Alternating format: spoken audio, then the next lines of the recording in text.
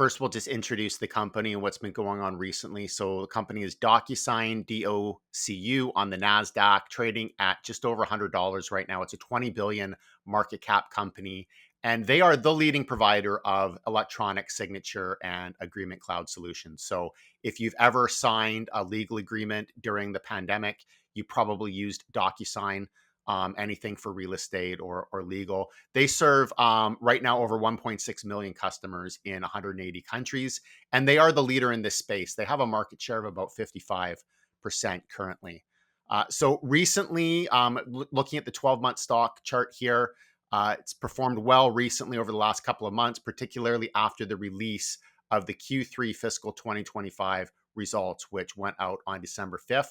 The stock price moved up 20% after the results were released. So definitely good results there in terms of outlook, and that's something that we're going to take a look at. But we also have to take this into context of the longer term performance as well.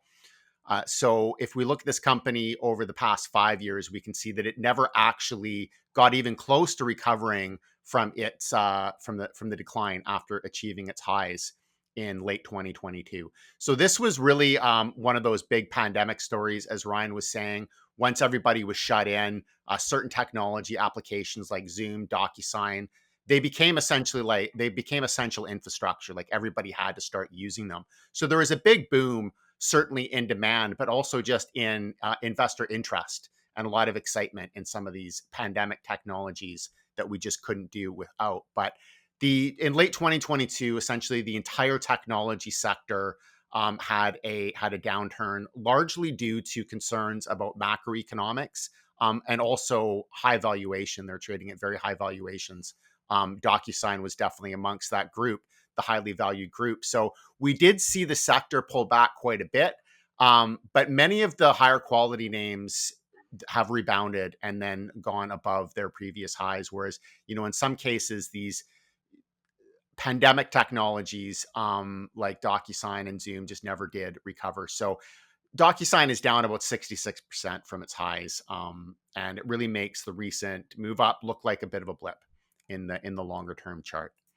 So let's take a look at the recent financial results. This is Q3 fiscal 2025. They were released on December 5th. About 8% growth in revenue.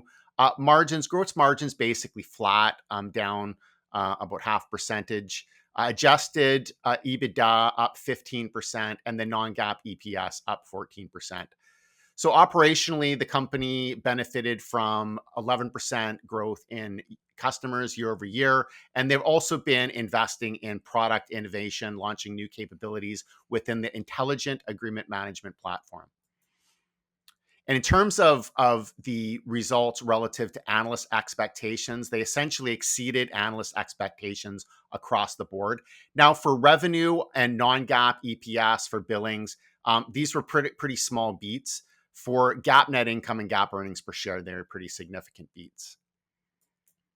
And then, of course, guidance. They increased their guidance for fiscal 2025. Now, they're not providing non-GAAP EPS guidance, but they did provide guidance for total revenues and billings, and they're expecting those to be up about 18% for the current fiscal year 2025. Now, we don't have guidance from the company on their earnings per share, but we can take a look at analyst expectations. So analysts are expecting strong growth 2025. That's the current fiscal year. But then they're expecting growth to slow fairly significantly in 2026. Right now, the stock is trading at about 30 times earnings. So premium valuation, definitely relative to what analyst growth expectations are for the 2026 fiscal year, which would be more in line with the 2025 calendar year. Now, it may just be that analysts are underestimating the company. They may not be fully integrating the recent improvement into the outlook. But as of right now, we're not seeing expectations that this is going to be a consistent double-digit growth story for several years to come. And that's essentially what I would expect given the valuation where it is at about 30 times. So our take on DocuSign, well, we like the market leadership, 55% of the market approximately.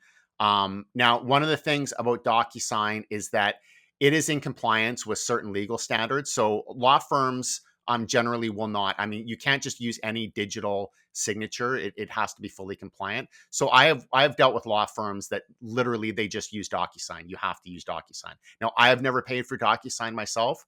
They have all of the accounts, but there are legal standards that these e-signature companies have to go through in order to be accepted by the legal community. DocuSign also has strong profitability, good results this year, and an increased outlook. Now, the risks, and one of the things that I'm always concerned about with a company like DocuSign is market saturation.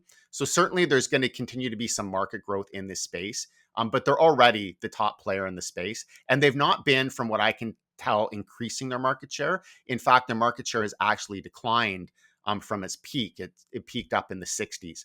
So we are seeing more intensifying competition. It's really going to be harder for them to increase their market share from here.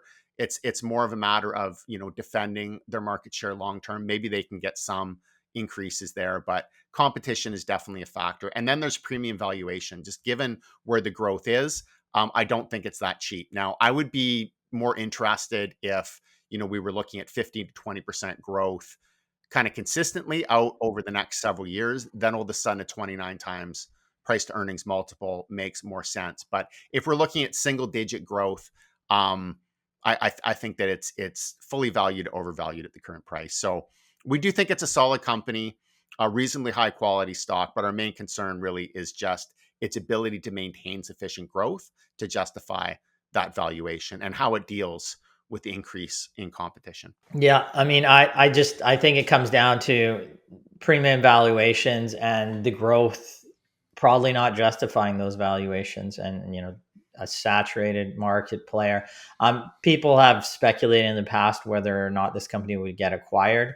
I'm not sure if many companies would want to foot the bill right now. It's certainly not a premium to where it is right now. It does seem like it's if you're talking about 8% to 10% growth rate and trading at 30 plus, and that's non-GAAP, like GAAP, it's trading at well above that too. So, yeah. And like lots of competition, like again, like Adobe Sign, like Dropbox Sign. Like I wonder if, like I know you already brought that up, Aaron, but like, I wonder which, like if Adobe Sign is, used by law offices as well, or Dropbox. I mean, it would be interesting. Well, I don't know if they have met like the legal standards or not, but I would imagine that they probably, if not now, then they are on that path, right? Yeah. And I'm sure that a lot of law firms they happen to have a DocuSign account. It's not that other service providers can't be used. That's just the only one that they use. But I do know that, for legal documents, it's generally not a good idea just to use any e-signature signer. You want one that's actually adheres to certain standards. So, yeah, I'm pretty certain that Adobe's does. Like, I would think law office is using, yeah, and I just, you wonder how a company like that will compete long term. I mean, they believe they had the first mover advantage, and that's likely. They have a great product, I'm sure. But is there a ton of growth there? And then you're paying a premium valuation. For us, that's not what we like to see. Not a ton of growth right now and a premium valuation. That's why we'd stay on the sidelines. It really shows how absurdly overvalued these things were during the pandemic when my God. We're saying now in the fundamentals and absolute values have improved dramatically since 3-4 years ago. I mean, I didn't do a comparison to back then, but I believe they probably have more customers and more activity now than they did back then even. So it's, I mean, 2020, they had like $1 billion in revenue. Now they have close to $3 billion. So 3 times the size, but and the stock is down 60%. Right. And that's just revenues. Right. And I mean, at that time, I didn't even know if they weren't even operationally profitable then. And now they are at least operationally profitable. Like, disgustingly overvalued is even saying it politely.